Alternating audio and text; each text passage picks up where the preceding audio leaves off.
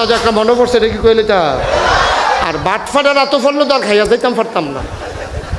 আমি গেছিলাম মাওয়ার হেইফার ওয়াজও, আমার পয়লা জীবনে, আমি জীবনে আর গেছি না মাওয়ার হেগুল।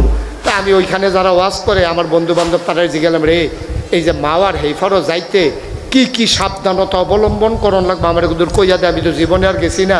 কয় আপনি কি ফেরিয়ে যাবেন না লঞ্চে? আমি কই লঞ্চে মনে করো গেলাম। কয় স্প্লিট বুডও যাওয়া যায়? আমি মনে কর লঞ্চে যা। কয় লঞ্চে গেলে ফেরিঘাটের কাছে দেখবেন হোটেল আছে অনেক, ওকে টান দিয়ে না বোয়াইলায় হোটেলও মনে হইব যেমন মাগ না খাওয়াইব, এইরকম মনে হয় তার বাহের জ্যাফত এমনি টান দিয়া খাওয়াইব, না খাইয়া আপনি যাইতে নে পারতেন না, আসলে টেহা দিয়া। তা আমি কাছে ঠিক আছে টেহা দিয়ে খাইলাম। তো আমার এই সাবধান টাবধান করে দিছে, আমি বুঝ মতো গেছি। আবার আমার কইছে কইলে সাবধান, আপনার মাছও ভাত তরকারি দিয়া আটকাই একজনে চিল্লান দিয়ে কেবল লঞ্চ সাইডা দিতে আছে। থকিতা করন তখন আমি এটা বাইতে থি বুদ্ধি টুদ্ধি লইয়া গেছি।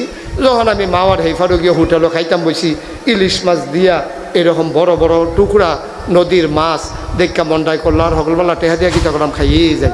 তখন আমি যখন খাইতাম বইয়ে সরছি পরে মালিকটা আইয়া সেটা আমারে দেখা বোধহয় পছন্দ হয়েছে না চিনছে নাকি টেহাওয়ালা মনে করছে কি কোনটার কোনটা এটা ধরতাম পারছি না।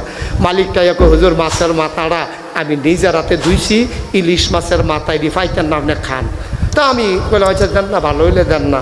আমার মাথাটা লইয়া মাত্র কত টান দিয়া 2টা নলা খাইয়া সারছি। এমন টাইমে একটা ইয়া করে লঞ্চ সাইডা দিতেছে।